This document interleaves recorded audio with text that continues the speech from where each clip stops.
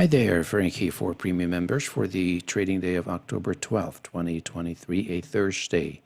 So we continue to be bullish on the indexes, and I'm guided by the weekly structure, complex bull flag on the weekly.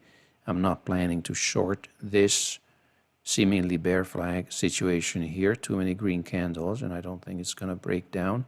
We can spend a little time here in the middle, but I don't think a really big downside is expected in this area.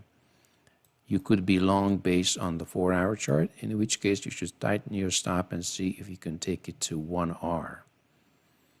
NQ is next. You could be long on the daily and perhaps even pocketed a 1R from this breakout here on this bull flag. If not, then be on the lookout for any long opportunities based on coming out of the weekly structure here, the complex bull flag. And RTY was also interesting. Here we go. A doji yesterday on the weekly, not followed by any sell-off, and I think that's bullish. And here we go. If this gets triggered to the upside, look at this price reversal or price rejection, large red candle was bought up by the bulls, so there was no chance for this price to sink any further. I think that's a bullish sign, and if this gets triggered, I'm ready to go long on the RTY in the morning session. Now, on currencies, there is something interesting here on Swiss franc. First of all, this long triggered, it didn't go long, but it is now, you could be long based on this. Here's the algorithmic signal. The other interesting factor is that this has been a very long run, so nothing goes on forever, so I'm expecting a little sideways action here in this area. So if you are long on the 4-hour chart, do take profits, or perhaps you have already been stopped out with a profit. Okay, and some of the other ones may be breaking down, for example, the 6J. Look at this, 2 dojis here on the 4-hour chart, and this has been a very long slide, the weekly as well.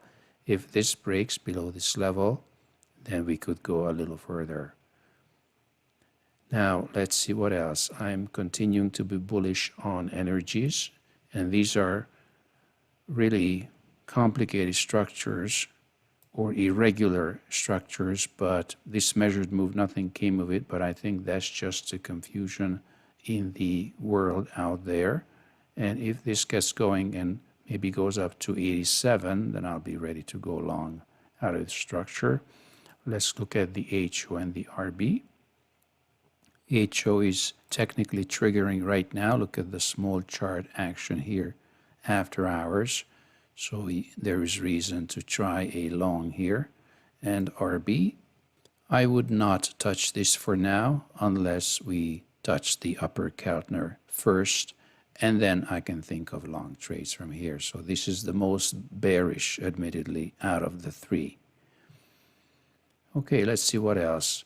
I'm not really planning anything on treasuries, although the situation is bearish. Look at this. We have reached the measured move first of all, but I'm recognizing that we are in a bear flag on the daily chart, but I'm also aware of the fact that this could be a sign of exhaustion here and price rejection on the weekly.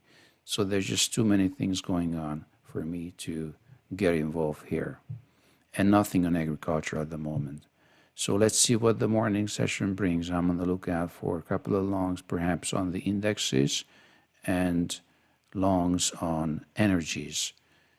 We'll be back in the morning, and until then, mindful trading.